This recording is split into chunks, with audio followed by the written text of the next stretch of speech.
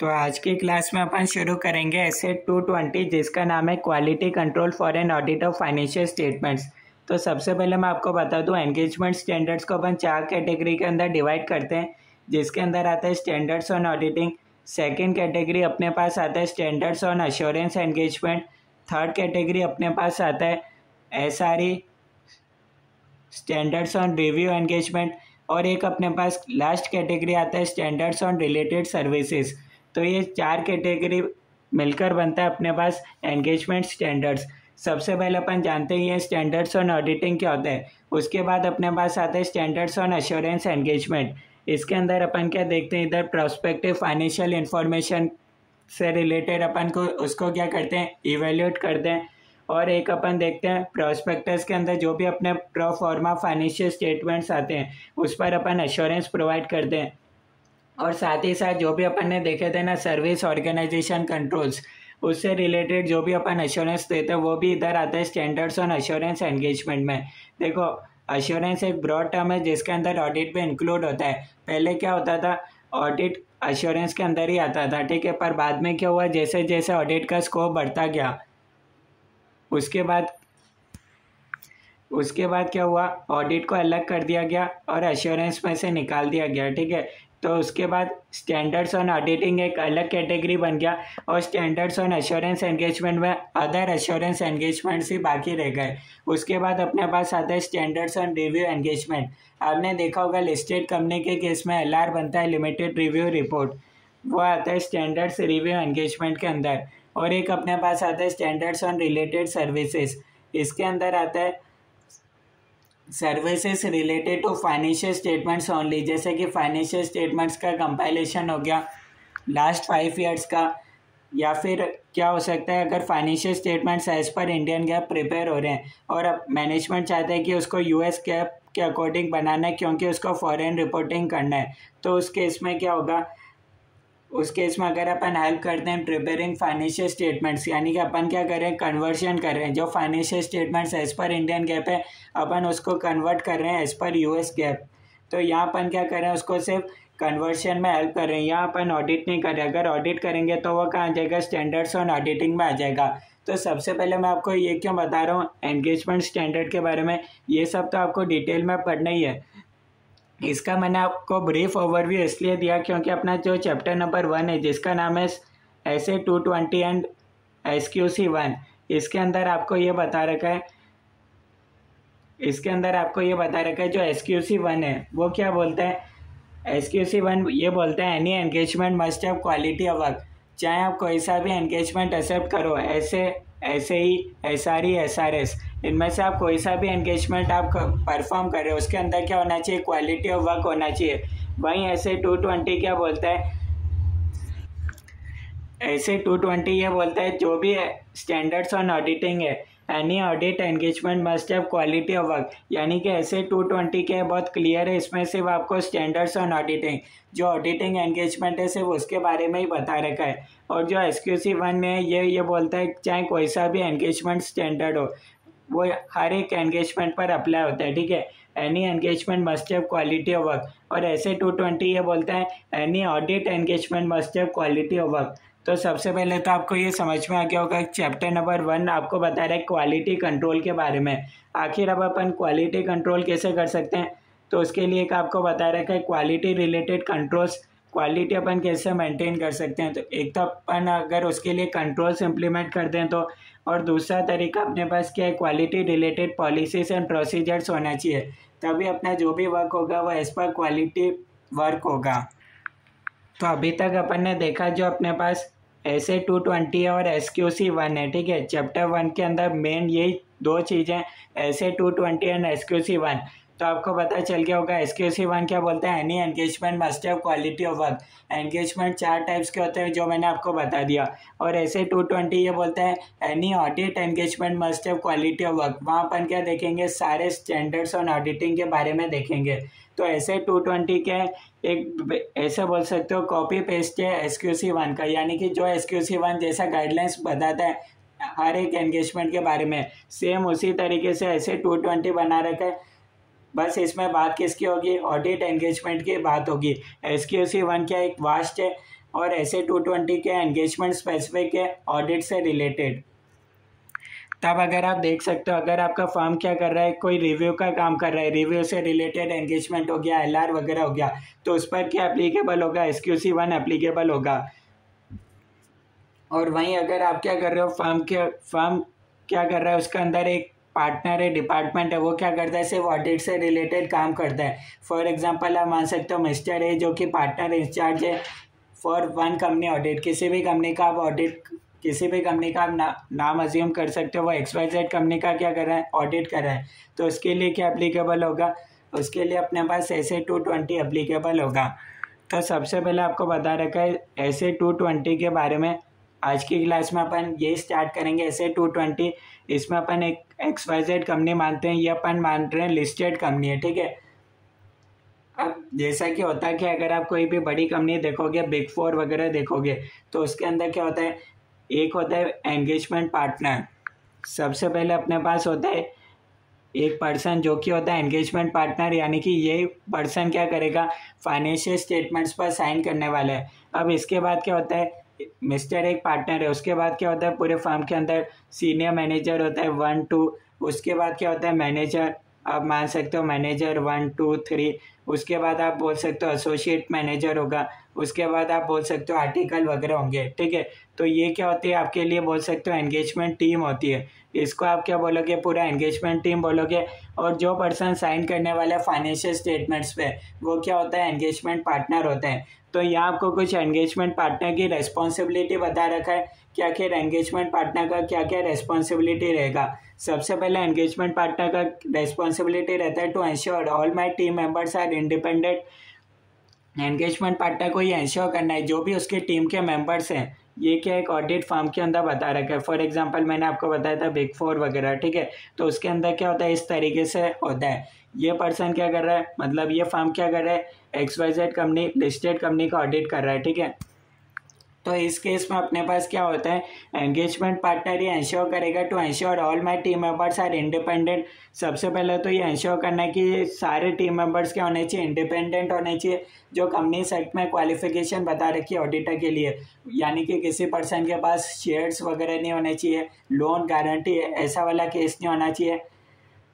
तो एक तो अपने पास पॉइंट आता है इंडिपेंडेंट होना चाहिए। दूसरा comply with ethical requirements. Ethical requirements आपको चैप्टर नंबर 19 प्रोफेशनल एथिक्स में बताएंगे कौन कौन से एथिकल रिक्वायरमेंट्स है, वो सारे होने चाहिए। कहीं किसी टीम मेंबर पर अनड्यू इन्फ्लुएंस वगैरह कुछ नहीं होना चाहिए। All competent enough for this engagement. तीसरा पॉइंट क्या होता है, ये सब लोग क्या होने चाहिए, कॉम्पिटेंट इनफ होने चाहिए ताकि वो अच्छी तरीके से अपना वर्क को परफॉर्म कर सकें। अब एंगेजमेंट पार्टनर क्या करते हैं, इनके काम को एंगेजमेंट टीम का जो भी काम करते हैं उसको रिव्यू करता है, सुपरवाइज करता है और इनको डायरेक्शन प्रोवाइड करता है कि इस तरीके से ऑडिट करना है। यूँ बोल सकते हो सुपरवाइज रिव्यू ऑफ वर्क। और अगर इनमें किसी के पास कोई एक्सपर्टीज नहीं है, to identify someone as not expertise. मान लो किसी के पास, पूरी टीम मेंबर में किसी के पास कंट्रोल से रिलेटेड कोई डीप अंडरस्टैंडिंग नहीं है, XYZ कंपनी में हाईली ऑटोमेटेड कंट्रोल से, और इनके पास से बेसिक लेवल का अंडरस्टैंडिंग है कंट्रोल्स के बारे में। तो अब ये क्या कर सकते हैं, अगर एंगेजमेंट पार्टनर को लगता है इनके पास डीप अंडरस्टैंडिंग नहीं है, ठीक है, एक्सपर्टीज नहीं है किसी पर्टिकुलर एरिया में, तो एंगेजमेंट पार्टनर ये इंश्योर करता है कि सही समय पे ऑडिटर एक्सपर्ट का यूज़ होना चाहिए, ठीक है।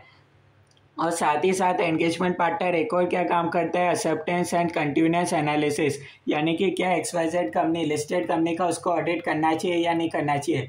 लास्ट ईयर करा था तो क्या इस साल करना चाहिए, कंटिन्यू रखना चाहिए। अगर लास्ट ईयर XYZ कंपनी का ऑडिट नहीं किया था तो इस साल एक्सेप्ट करना चाहिए या नहीं करना चाहिए। यह बेसिकली होता है एक्सेप्टेंस एंड कंटिन्यूअस एनालिसिस।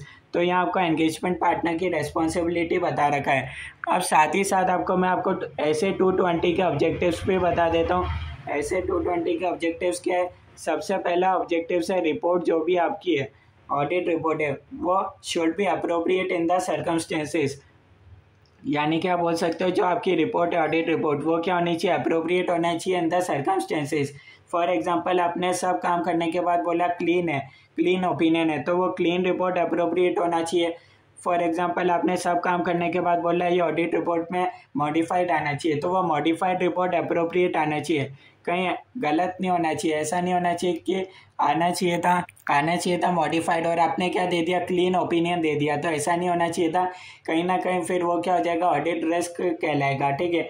तो इस साथ ही साथ ऐसे 220 में पहला ऑब्जेक्टिव आपको बता रखा है, जो भी आपका रिपोर्ट है वो अप्रोप्रिएट होना चाहिए इन द सर्कमस्टेंसेस। आप सब काम करने के बाद जो भी ओपिनियन दे रहे हो वो अप्रोप्रिएट होना चाहिए। दूसरा ऐसे 220 का क्या ऑब्जेक्टिव्स है, दूसरा ऐसे 220 का ऑब्जेक्टिव्स है कि ऑडिट के दौरान जितने भी एप्लीकेबल गाइडेंस नोट्स है, एप्लीकेबल ऑडिट अकाउंटिंग स्टैंडर्ड्स है, इंडेस है, रेगुलेटरी रिक्वायरमेंट्स है, उन सब का क्या होना चाहिए, कंप्लायंस होना चाहिए। तभी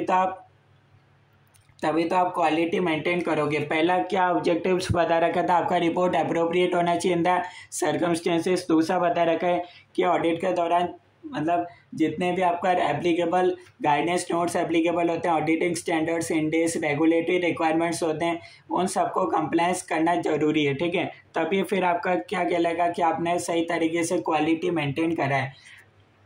अब ये कंसेप्ट अपने पास हो रहेगा क्वालिटी कंट्रोल रिव्यू, ठीक है। ये कंसेप्ट अपने पास आएगा क्वालिटी कंट्रोल रिव्यू। ये क्या है, लिस्टेड कंपनी के अंदर कंपलसरी है और इसके अंदर बता रखा है एज एन एंगेजमेंट पार्टनर को ये इंश्योर करना चाहिए कि क्वालिटी कंट्रोल रिव्यूअर होना चाहिए। फॉर एग्जांपल इसका क्या मतलब है, जैसे कि मैं आपको एक एग्जांपल के थ्रू समझाता हूँ। PwC एक कंपनी है, ठीक है, ऑडिट फर्म है। अब इसमें क्या करना है, इसके अंदर है मिस्टर ए, ठीक है। मिस्टर ए क्या हो गया, एंगेजमेंट पार्टनर हो गया, ठीक है। सबसे पहले तो एंगेजमेंट पार्टनर क्या होता है, एंगेजमेंट टीम क्या होता है, ये तो मैंने आपको बता दिया। अब क्वालिटी कंट्रोल रिव्यूअर क्या बोलता है, यानी कि क्वालिटी कंट्रोल रिव्यू का कंसेप्ट क्या है। अब जैसे कि PwC, ठीक है, ये एंगेजमेंट पार्टनर ये सारी चीज़ें तो कंप्लायंस करेगा ही कि हर एक एंगेजमेंट टीम मेंबर इंडिपेंडेंट होना चाहिए, सही तरीके से बेटर क्वालिटी ऑफ वर्क होना चाहिए, उसके लिए क्या as per applicable AS regulatory requirements होना चाहिए, ठीक है। तब क्वालिटी कंट्रोल रिव्यू के अंदर क्या आएगा, ये एक पर्सन भी हो सकता है, एक फर्म भी हो सकता है, यानी कि मतलब क्वालिटी कंट्रोल रिव्यूअर कौन होगा, एक पर्सन हो सकता है या एक से ज़्यादा पर्सन हो सकते हैं, ठीक है। अब फॉर एग्जांपल ये मान लो PwC पुणे के अंदर ये हो रहा है, ठीक है, ये ऑडिट होने वाला है। तो ये क्या कर सकता है, जो एंगेजमेंट पार्टनर है वो क्या कर सकता है, कांटेक्ट कर सकता है PwC की दूसरी ब्रांच से। फॉर एग्जांपल आप मान सकते हो PwC मुंबई, ठीक है, ये इससे क्या कर सकता है, कांटेक्ट कर सकता है। और ये सेम जो मिस्टर है एंगेजमेंट पार्टनर है, यानी कि जिस लेवल का पर्सन है, उस सेम दूसरे ब्रांच के अंदर वो क्या कर सकता है, डिफरेंट लोकेशन से क्या कर सकता है, एक मिस्टर पी को हायर कर सकता है। वो क्या करेगा, मिस्टर पी क्या होगा, as an quality control reviewer उन पूरा काम चेक करेगा, यानी कि जिस दिन स्टार्ट हो रहा है ऑडिट और जिस दिन ऑडिट खत्म हो रहा है, ये मिस्टर पी क्या करेगा, हर एक काम को ऑब्जर्व करेगा और जहाँ भी मिस्टर पी को लगता है क्वालिटी मेंटेन नहीं हो रहा, ये मिस्टर पी बोल देगा, एंगेजमेंट पार्टनर मिस्टर ए को बोल देगा कि इस जगह ये कमी है। फिर मिस्टर ए क्या कर सकता है, उस काम को इम्प्रूव कर सकता है। यानी कि ये क्या हो गया, मिस्टर ए एंगेजमेंट पार्टनर तो एंगेजमेंट टीम के काम को चेक करेगा ही, अब एंगेजमेंट पार्टनर के काम को भी तो कोई चेक करने वाला होना चाहिए। तो इसलिए बता रखा है, जो आपका फॉर एग्जाम्पल ये PwC पुणे, ये क्या कर सकता है, PwC मुंबई, ठीक है, इनके साथ कांटेक्ट कर सकता है या फिर दूसरी ब्रांच के साथ भी कांटेक्ट कर सकता है। तो ये क्या कर सकता है, मिस्टर पी हो गया, ठीक है, ये क्या हो गया, क्वालिटी कंट्रोल रिव्यूअर हो गया, ठीक है। ये पर्सन क्या करेगा, इधर आएगा और ये क्या करेगा, पूरा एंगेजमेंट पार्टनर जिस तरीके से काम करता है, ये पूरा ऑडिट टीम जिस तरीके से काम करता है, ये क्या करेगा, उन सबको रिव्यू करेगा कि क्या इस पर क्वालिटी में एज पर क्वालिटी स्टैंडर्ड्स काम हो रहा है या नहीं हो रहा है। फॉर एग्जांपल रिस्क असेसमेंट ये कैसे करता है एंगेजमेंट पार्टनर, कैसे एंगेजमेंट टीम करता है, ये मिस्टर भी क्या करेगा, ऑब्जर्व करेगा, रिस्क असेसमेंट कैसे हो रहा है, एग्जीक्यूशन कैसे हो रहा है, डॉक्यूमेंटेशन कैसे हो रहा है, ठीक है, हर एक चीज़ का डॉक्यूमेंटेशन हो रहा है या नहीं हो रहा है, हर एक चीज़ को ये क्या करेगा, ऑब्जर्वेशन। और इनके बीच में जो भी डिस्कशन होगा, मीटिंग कंडक्ट होगी, फ्रॉम स्टार्टिंग टू एंड आप बोल सकते हो, ये हर एक डिस्कशन का पार्ट होगा, ठीक है, मिस्टर पी। तो ये क्या करेगा, अब इसमें क्या हो जाएगा, इसके काम एंगेजमेंट पार्टनर के भी काम को कोई ना कोई चेक करने वाला हो जाएगा, ठीक है। तो इससे क्या होगा, बेटर तरीके से क्वालिटी कंट्रोल मेंटेन हो पाएगा, better quality of work perform better quality of work perform हो सकेगा। अब इसमें बता रखा है दोनों के क्या रेस्पॉन्सिबिलिटी रहेंगे, क्वालिटी कंट्रोल रिव्यूअर का क्या रेस्पॉन्सिबिलिटी रहेगा, एंगेजमेंट पार्टनर का क्या रेस्पॉन्सिबिलिटी रहेगा, ये आपको बता रखा है। सबसे पहले तो मैंने आपको बता दिया, जो क्वालिटी कंट्रोल रिव्यूअर होगा वो क्या होगा, सेम पोजीशन वाला पर्सन होगा। फॉर एग्जांपल एंगेजमेंट पार्टनर क्या है, जो भी उसका डेजिनेशन है उसी सेम डेजिनेशन का ये भी पर्सन होगा, ठीक है। यानी कि दोनों में कोई ऊपर नीचे किसी का पोस्ट नहीं रहेगा, बस इसका लोकेशन क्या है, ये दूसरी लोकेशन से आया है इनके काम को चेक करने के लिए, ये पूरा काम को चेक करेगा। From risk identification to risk जो भी कंक्लूजन आता है उसका पार्ट बनेगा। अब इसका क्या रोल रहने वाला है, क्वालिटी कंट्रोल रिव्यूअर का, एंगेजमेंट पार्टनर का, ये अपन को पढ़ना है। एक तो इनका ये काम रहता है, अब एक तो इनका ये काम रहता है एंगेजमेंट पार्टनर का कि इनको ये चेक करना है not date sign audit report unless every matter is discuss with quality reviewer. तो क्वालिटी रिव्यूअर क्या करेगा, हर एक काम को चेक करेगा, यानी कि बाद में चेक नहीं करेगा। जैसे जैसे ये एंगेजमेंट पार्टनर ऑडिट करते जाएंगे XYZ कंपनी का, वैसे ही वैसे सेम टाइम पर ये क्या करेगा, रियल टाइम में चेक करता जाएगा कि सही काम हो रहा है या नहीं हो रहा है, ठीक है। अब क्वालिटी कंट्रोल रिव्यूअर ने सारा काम को चेक कर लिया, उसी के बाद एंगेजमेंट पार्टनर ये XYZ कंपनी के फाइनेंशियल स्टेटमेंट्स ऑडिट रिपोर्ट पर अपना साइन कर सकता है, ठीक है। तो आप ये बोल सकते हो क्वालिटी कंट्रोल रिव्यूअर एक पार्टनर भी हो सकता है, अगर ये पार्टनर है तो कुल मिला के बता रखा है सेम पोजीशन का पर्सन होता है। क्यों अपॉइंट करा जाता है लिस्टेड कंपनी के केस में, ताकि क्वालिटी ऑफ वर्क मेंटेन हो सके। अब उसके बाद एक क्वेश्चन आता है, अगर क्वालिटी कंट्रोल रिव्यूअर लास्ट में बोलता है कि उसके अकॉर्डिंग क्या आना चाहिए, क्लीन ओपिनियन आना चाहिए, और एंगेजमेंट पार्टनर बोलता है कि मॉडिफाइड ओपिनियन आना चाहिए ऑडिट रिपोर्ट में, तो अल्टीमेटली ऑडिट रिपोर्ट तो एक ही बनने वाली है। अब इस केस में क्या रहेगा, आखिर ऑडिट रिपोर्ट के अंदर आएगा कौन सा, क्या मॉडिफाइड आएगा, क्या क्लीन ऑडिट रिपोर्ट आएगा। तो इसका आंसर मैं बता दूं, इन दोनों को क्या करना है, पहले अपने मेथड्स को सॉल्व करना है। अगर इनके बीच में डिफरेंस ऑफ ओपिनियन है तो उस केस में इनको क्या करना है, एक कॉमन कंक्लूजन पर आना पड़ेगा, यानी कि डिफरेंस ऑफ ओपिनियन ही हो सकता। फिर इस केस में इनको देखना पड़ेगा, क्योंकि ये क्या करें, फर्म के बिहाफ पर साइन करें। आखिर ऑडिट के लिए अपॉइंट किसको करा था, फर्म को अपॉइंट करा था। फिर इसमें देखना आखिर फर्म के क्या क्वालिटी कंट्रोल प्रोसीजर्स हैं, पॉलिसीज एंड प्रोसीजर्स है, उस अकॉर्डिंग इनको क्या करना पड़ेगा। अगर डिफरेंस ऑफ ओपिनियन है तो एक कॉमन कंक्लूजन पर आना पड़ेगा, और फिर उस अकॉर्डिंग ये ऑडिट रिपोर्ट पर साइन करेंगे। ऐसा नहीं कि 2 ऑडिट रिपोर्ट बनेगी, ऐसा बिल्कुल नहीं है। ये इंपॉर्टेंट है MCQ पॉइंट ऑफ व्यू से। अगर दोनों के बीच में डिफरेंस ऑफ ओपिनियन है तो क्या आएगा, तो इनको सबसे पहले कॉमन कंक्लूजन पर आना है, अपने डिफरेंस को रिजॉल्व करना है। कैसे कर सकते हैं, जो भी फर्म, उस बारे में देखना है कि इनका फर्म क्या बोलता है, ठीक है। PwC क्या बोलता है, आखिर उनकी क्या गाइडलाइंस है, क्वालिटी कंट्रोल पॉलिसीज़ क्या बनी हुई है, प्रोसीजर्स क्या, उस हिसाब से ये कॉमन कंक्लूजन पर आएंगे। और फिर एक कॉमन या तो क्लीन देंगे या फिर मॉडिफाइड देंगे, एक ही आने वाला है, ठीक है। अच्छा, इसमें ये बता रखा है जो क्वालिटी कंट्रोल रिव्यूअर होगा, फॉर एग्जांपल ये एंगेजमेंट पार्टनर PwC का है, तो क्वालिटी कंट्रोल रिव्यूअर PwC का भी हो सकता है, या फिर वो दूसरी कैटेगरी का भी हो सकता है, EY कंपनी का भी हो सकता है, ठीक है। दूसरी कंपनी का भी हो सकता है, डिफरेंट डिपार्टमेंट, डिफरेंट लोकेशन कहीं का भी हो सकता है। और ये क्या हो सकता है, क्वालिटी कंट्रोल रिव्यूअर अगर बड़ा एंगेजमेंट है, कोई बड़ी कंपनी का ऑडिट है, तो उस केस में ये मोर देन 1 पर्सन भी हो सकते हैं। अदरवाइज नॉर्मल क्या रहता है, एक ही पर्सन होता है। कोई अगर बहुत बड़ा ऑडिट है, बड़ी कंपनी का ऑडिट है, तो उस केस में क्या होगा, मोर देन 1 पर्सन भी हो सकते हैं, डिफरेंट डिपार्टमेंट, डिफरेंट लोकेशन के होते हैं जनरली, या सेम कंपनी के भी हो सकते हैं, ठीक है, पर लोकेशन अलग रहता है। अच्छा, जो क्वालिटी कंट्रोल रिव्यूअर होगा वो क्या, CA क्वालिफाइड चार्टेड अकाउंटेंट होना ज़रूरी है। तो अब अपन इस चैप्टर के नोट्स पढ़ सकते हैं। सबसे पहले आप आ जाइए नोट्स पर, ऐसे 220 quality control for an audit of financial statements. सबसे पहला पॉइंट इसमें आपको बता रखा है, फर्स्ट पॉइंट बता रखा है the objective of a auditor. तो सबसे पहले क्या बता रखा है, ऑडिटर का ऑब्जेक्टिव बता रखा है क्या है, is to implement quality control procedures at engagement level that provide the auditor with reasonable assurance about the following. सबसे पहले ऑब्जेक्टिव्स ऑफ ऑडिटर बता रखे हैं, 2 ऑब्जेक्टिव्स है। पहला, काम क्या ऑडिट कैसा होना चाहिए, एज पर स्टैंडर्ड्स होना चाहिए, प्रोफेशनल टेक्निकल जो रेगुलेटरी रिक्वायरमेंट्स है वैसा होना चाहिए। बी पॉइंट आपको बता रखा है, जो भी ऑडिटर का रिपोर्ट है वो क्या होना चाहिए, अप्रोप्रिएट होना चाहिए इन द एवरी सर्कमस्टेंसेस। यानी कि अगर आप क्लीन ओपिनियन दे रहे हो तो एज पर अप्रोप्रिएट होना चाहिए। वो आपने पूरा काम कंप्लीट होने के बाद बोला क्लीन आना चाहिए, तो फिर वो क्लीन ही आना चाहिए। पूरा काम करने के बाद आपने बोला मॉडिफाइड, तो मॉडिफाइड ही आना चाहिए, ठीक है। यानी कि जो भी आपका ऑडिट रिपोर्ट है वो क्या होना चाहिए, अप्रोप्रिएट होना चाहिए। उसके बाद सेकंड पॉइंट आपको बता रखा है क्वालिटी कंट्रोल रिव्यू, यानी कि responsibilities of engagement partner and quality control reviewer, दोनों का क्या रेस्पॉन्सिबिलिटी रहेगा। सबसे पहले अपन ये समझते हैं। सबसे पहले तो मैंने आपको बता दिया, अगर दोनों के बीच में डिफरेंस ऑफ ओपिनियन है तो इनको क्या करना पड़ेगा, कॉमन कंक्लूजन पर आना पड़ेगा। यहाँ बता रखा है, ये देखो, रिजॉल्व करने पड़ेंगे अपने डिफरेंस ऑफ ओपिनियन। और कैसे कर सकते हैं, जो भी फर्म की गाइडलाइंस है उस अकॉर्डिंग वो कॉमन कंक्लूजन पर आ सकते हैं और एक ही ऑडिट रिपोर्ट में एक ही ओपिनियन आएगा, ठीक है। थर्ड पॉइंट बता रखा है elements of quality control system. अब इसके क्या क्या एलिमेंट्स है, यानी कि एंगेजमेंट पार्टनर की क्या क्या रेस्पॉन्सिबिलिटीज़ है। थर्ड पॉइंट में आप लिख सकते हो एंगेजमेंट पार्टनर रेस्पॉन्सिबिलिटीज़। पहला पॉइंट बता रखा है leadership responsibilities for quality in and audit engagement.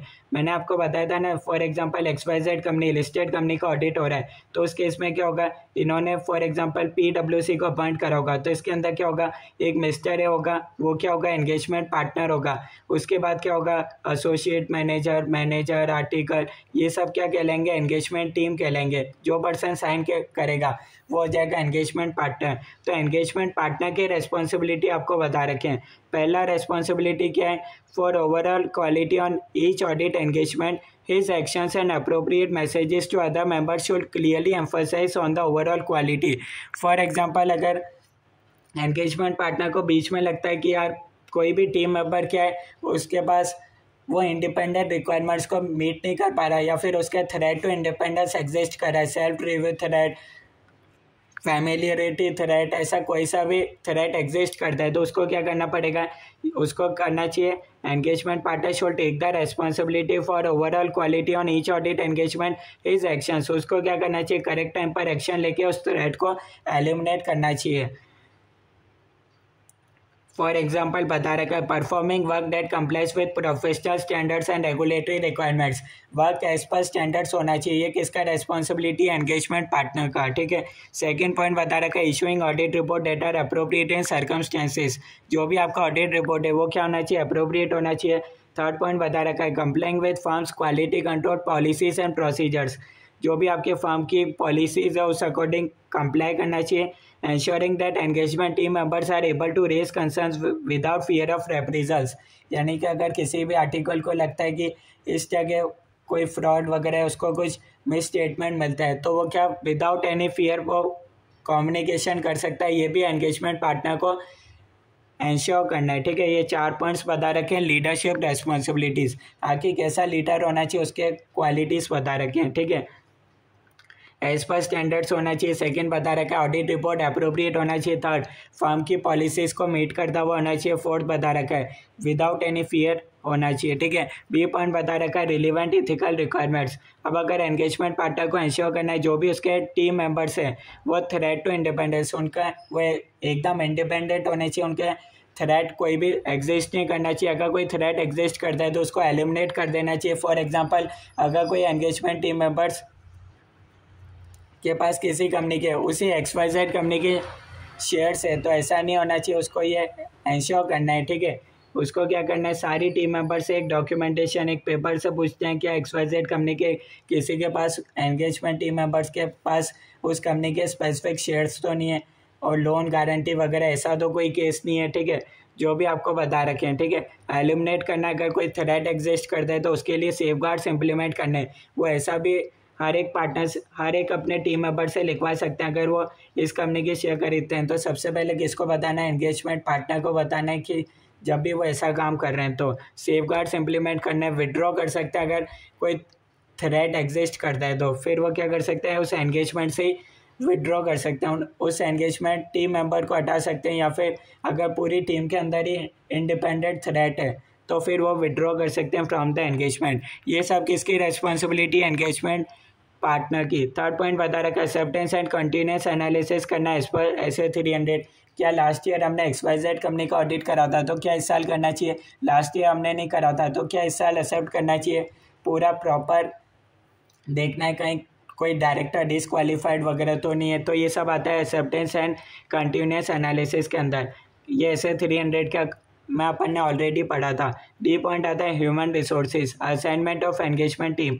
ये भी रेस्पॉन्सिबिलिटी किसका, एंगेजमेंट पार्टनर का, to ensure that engagement team and auditors expert if any of collectively appropriate competence and capability to achieve the objectives of SA 220। सारे persons, सारे team members क्या होने चाहिए, competence होने चाहिए, कैपेबल इनफ होने चाहिए to complete the audit. For example properly qualified होने चाहिए, उनके पास एक्सपीरियंस होना चाहिए उस इंडस्ट्री का, ताकि वो बेटर तरीके से ऑडिट परफॉर्म कर सकें। उसके बाद अपने पास ये पॉइंट आता है engagement performance. It is the responsibility of engagement partner to give appropriate directions, ensure regular supervision. अब एंगेजमेंट पार्टनर को क्या करना है, ये चेक करना है जो भी एंगेजमेंट टीम है सही तरीके से काम कर रही है, सुपरवाइज करना है, उनके काम को रिव्यू करना है, इंक्लूडिंग देयर ऑडिट डॉक्यूमेंटेशन। जो भी ये लोग डॉक्यूमेंटेशन करने हैं उसको भी रिव्यू करना है, क्योंकि लास्ट में क्या काम आएगा, कल को आईसीआई का पीयर रिव्यू होता है, ठीक है। आईसीआई का पीयर रिव्यू क्या होता है, लास्ट में होता है। तो वो क्या करेगा, एंगेजमेंट पार्टनर से पूछेगा कि आखिर तुमने कैसे इस कंपनी का ऑडिट करा, कैसे रिस्क आइडेंटिफाई करा। तो आईसीआई का पीयर रिव्यू में क्या होगा, वो लास्ट में हर एक चीज़ का डॉक्यूमेंटेशन मांगेगा कि इस एरिया के अंदर तुमने कैसे रिस्क को आइडेंटिफाई करा। तो ये क्या करते हैं एंगेजमेंट पार्टनर, पहले आईसीआई का रिव्यू आए उससे बेटर वो क्या कर सकते हैं, वो तो बाद में चेक करेगा ही। वो क्या करते हैं अपने, फॉर एग्जांपल ये पीडब्ल्यूसी में, ये क्या करते हैं अपने पीडब्ल्यूसी से दूसरे डिपार्टमेंट से एक, फॉर एग्जांपल बताया था step P, quality control review को बुलाते हैं। वो क्या करता है हर एक काम को रिव्यू साथ साथ में करते हैं। आईसीआई का पीयर रिव्यू तो बाद में होगा जब पूरा ऑडिट कंप्लीट हो जाएगा। तो एक तरीके से आप बोल सकते हो अपना इंटरनल हो गया क्वालिटी चेक करना, ये आईसीआई वाले क्या करेंगे बाद में करेंगे, बाद में जब पूरा ऑडिट कंप्लीट हो जाएगा उसके बाद क्वेश्चन पूछेंगे। तो इससे बेटर तो है ना, कल को कोई दिक्कत नहीं आनी चाहिए इस कंपनी में, पीडब्ल्यूसी का नाम खराब नहीं है। तो इसलिए वो क्या कर सकते हैं, अपने दूसरे डिपार्टमेंट से एक पर्सन को बुला सकते हैं, वो साथ ही साथ में चेक करता जाएगा कि एज पर क्वालिटी वर्क हो रहा है या नहीं हो रहा है। उसके बाद नोट बता रखा है engagement partner is also responsible for ensuring that appropriate consultation is use for matters which are difficult और कंटेंटियस और which involve difference of opinion. अगर डिफरेंस ऑफ ओपिनियन है या फिर क्या है, अगर कोई ऐसा मैटर है जहाँ पर कंसल्टेशन लेना जरूरी है, फॉर एग्जांपल पेंडिंग लिटिगेशन है, XYZ कंपनी के अंदर कोई इतने सारे पेंडिंग केसेस है, तो इस केस में एंगेजमेंट पार्टनर को ये भी इंश्योर करना है कि जहाँ कंसल्टेशन का रिक्वायरमेंट है वहाँ उनको प्रॉपरली कंसल्ट करना है, या तो वो ऑडिटर एक्सपर्ट का यूज़ कर सकते हैं अगर कोई वैल्यूएशन रिपोर्ट है, या फिर थर्ड पार्टी लीगल काउंसिल वगैरह इनसे मिल सकते हैं। तो ये भी एंगेजमेंट पार्टनर को इंश्योर करना है। उसके बाद लास्ट पॉइंट आपको बता रखा है मॉनिटरिंग। मॉनिटरिंग के अंदर क्या होगा, एंगेजमेंट पार्टनर को इंश्योर करना है जो भी एंगेजमेंट टीम मेंबर्स हैं complies with firm's quality control policies and procedures to achieve the above mentioned SA 220 objectives. वही एंगेजमेंट पार्टनर को देखना है एंगेजमेंट टीम मेंबर्स सही तरीके से काम कर रहे हैं या नहीं कर रहे हैं। तो ये आपको 6 पॉइंट्स बता रखे थे। यूँ बोल सकते हो एंगेजमेंट पार्टनर का क्या क्या रेस्पॉन्सिबिलिटीज़ होता है ये बता रखा है, ठीक है। अब उसके बाद अपने पास एक और पॉइंट आता है, ये तो अपन ने देखे the elements of quality control system जिसके अंदर एंगेजमेंट पार्टनर का रेस्पॉन्सिबिलिटी था। एक पॉइंट अपने पास आता है quality control review, responsibilities of engagement partner and quality control reviewer. अभी तक अपन ने क्या करा, क्वालिटी कंट्रोल रिव्यूअर का एक भी रेस्पॉन्सिबिलिटी नहीं देखा, तो अब अपन यही चेक करने वाले हैं। देखो सबसे पहले ही अपने पास आता है, ये एलिमेंट्स कंप्लीट होते हैं, इसके बाद अपने पास आता है एंगेजमेंट क्वालिटी कंट्रोल रिव्यू। सबसे पहले बता रखा है for audit of financial statements of listed entity. Listed company के केस में तो कंपलसरी है क्वालिटी कंट्रोल रिव्यूअर को मेंटेन अपॉइंट करना, ठीक है। और अनलिस्टेड कंपनी है तो अपनी इच्छा से कर सकते हो, वॉलेंटरी बेसिस पर आप क्वालिटी कंट्रोल रिव्यूअर को अपॉइंट कर सकते हो। लिस्टेड कंपनी में क्या है, मैंडेटरी है। इसमें क्या है, द एंगेजमेंट पार्टनर शेल, सबसे पहले इसके अंदर भी वापस से एंगेजमेंट पार्टनर का रेस्पॉन्सिबिलिटी बता रखा है। अब उसका क्या रेस्पॉन्सिबिलिटी है, engagement quality control reviewer appoint होना चाहिए, discuss significant matters with engagement quality control reviewer, उसके साथ डिस्कस करना। अगर कोई सिग्निफिकेंट मैटर्स मिलता है तो not date the auditor's report until the completion of engagement quality control review. और जब तक एंगेजमेंट क्वालिटी कंट्रोल रिव्यू क्या अपना चेक नहीं कर लेता हर एक काम को, उसके बाद ही ऑडिट रिपोर्ट साइन होना चाहिए, उससे पहले साइन नहीं होना चाहिए। तो 3 रेस्पॉन्सिबिलिटी बता रखे हैं किसके, एंगेजमेंट पार्टनर के। वो क्या थे अपने पास, वो एंगेजमेंट टीम के बारे में रेस्पॉन्सिबिलिटी बता रखे थे कि एंगेजमेंट पार्टनर को एंगेजमेंट टीम के लिए क्या क्या करना चाहिए, मॉनिटर करना चाहिए, लीडरशिप, इंडिपेंडेंस वगैरह। या एंगेजमेंट पार्टनर को किसके लिए बता रखे हैं, या एंगेजमेंट पार्टनर की रेस्पॉन्सिबिलिटी बता रखी है रिगार्डिंग क्वालिटी कंट्रोल रिव्यूअर। वो रेस्पॉन्सिबिलिटी थी एंगेजमेंट टीम मेंबर के रिगार्डिंग, ठीक है। तो सबसे पहले क्या अपॉइंट होना चाहिए, discuss significant matters not date auditor's report. उसके बाद सेकेंड पॉइंट अपने पास आता है,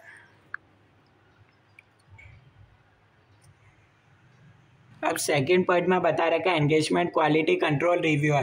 क्वालिटी कंट्रोल रिव्यूअर के रेस्पॉन्सिबिलिटीज बता रखे। पहला, उसको डिस्कस करने significant matters with engagement partner, review of financial statements of proposed auditors report. जैसा ऑडिट रिपोर्ट बनने वाला है उसको चेक करना है क्या हर एक चीज़ सही है क्या, की ऑडिट मैटर्स पैराग्राफ में लैंग्वेज सही है क्या, ईओएम ओएम पैराग्राफ में पूरा ऑडिट रिपोर्ट का प्रपोज्ड वर्डिंग सही है क्या, फाइनेंशियल स्टेटमेंट्स को रिव्यू करना है, डॉक्यूमेंटेशन को चेक करना है, रिव्यू करना है, और evaluation of a conclusions reach in formulating the auditor's report. और आखिर जो भी डिसीजन लिए, फॉर एग्जांपल अपन ने देखा था अकाउंटिंग एस्टिमेट, हर एक चीज़ को चेक करके कंक्लूजन को चेक करना है, ठीक है। फॉर एग्जांपल अकाउंटिंग एस्टिमेट का एंगेजमेंट पार्टनर ने ये कंक्लूजन निकाला तो क्वालिटी कंट्रोल रिव्यू को भी देखना है, ये चेक करना है कि आखिर उन्होंने ये अकाउंटिंग एस्टिमेट कैसे निकाला, यही नंबर क्यों लिया, दूसरा नंबर क्यों नहीं लिया, इस बारे में उन्होंने कैसे ऑडिट परफॉर्म करा, उसके बाद उन्होंने कौन से ऑडिट प्रोसीजर्स लगा के sufficient and appropriate audit evidence obtain करा, ये सब चेक करना है।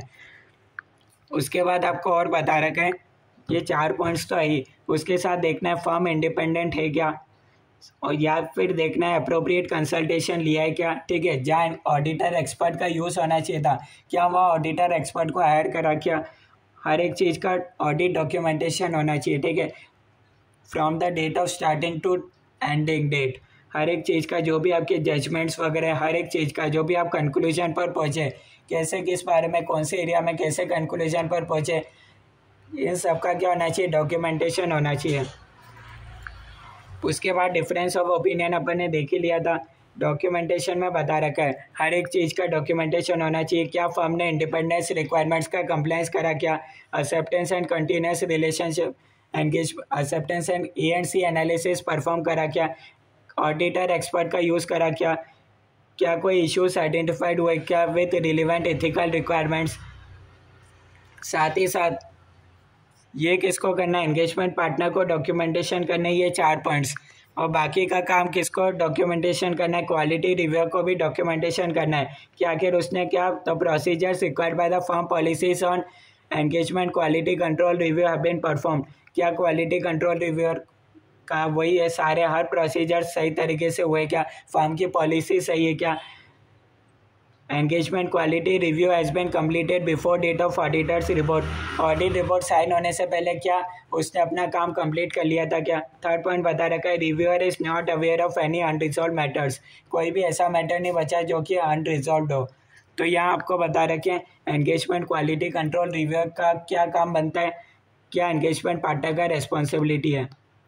तो आज की क्लास में अपन ने कंप्लीट करा ऐसे 220, जिसके अंदर मैंने आपको बताया एक एग्जांपल के थ्रू समझाया था। PwC एक कंपनी है, उसके अंदर क्या है, मिस्टर ए क्या है, एंगेजमेंट पार्टनर है। उसके बाद क्या आता है, उसके बाद आता है एसोसिएट मैनेजर, मैनेजर, आर्टिकल वगैरह, ये सब क्या होते हैं, एंगेजमेंट टीम का पार्ट होते हैं। और एंगेजमेंट पार्टनर इनका तो चेक करेगा ही, हर एक काम को चेक करेगा ही, पर एंगेजमेंट पार्टनर का भी तो कोई काम चेक करने वाला होना चाहिए। तो उसके लिए क्या बना रखा है, लिस्टेड कंपनी के केस में बता रखा है या तो PwC या फिर EY।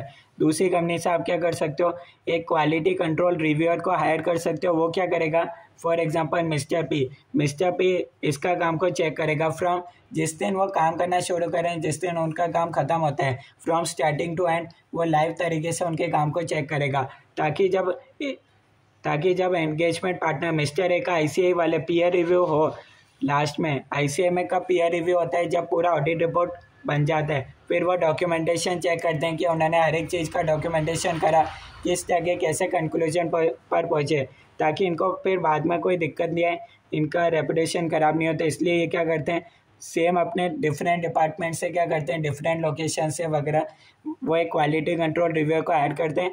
ये पर्सन क्या करता है, इंडिपेंडेंटली काम करता है। जो मिस्टर पी है, क्वालिटी कंट्रोल रिव्यूअर है, वो क्या होते हैं, उसका इनसे कोई रिलेशन नहीं होता ऑडिट फर्म से, वो एक इंडिपेंडेंटली काम करता है, ठीक है। वो हर एक काम को ऐसे चेक करता है जैसे कि वो उनके एंगेजमेंट टीम का कोई पार्टी है। वो एक जैसे कि पीयर रिव्यू होता है वैसे ही वो चेक करने आता है हर काम को। तो यहाँ तक कोई डाउट है तो आप बता सकते हो। नेक्स्ट क्लास के अंदर अपन शुरू करेंगे SQC 1।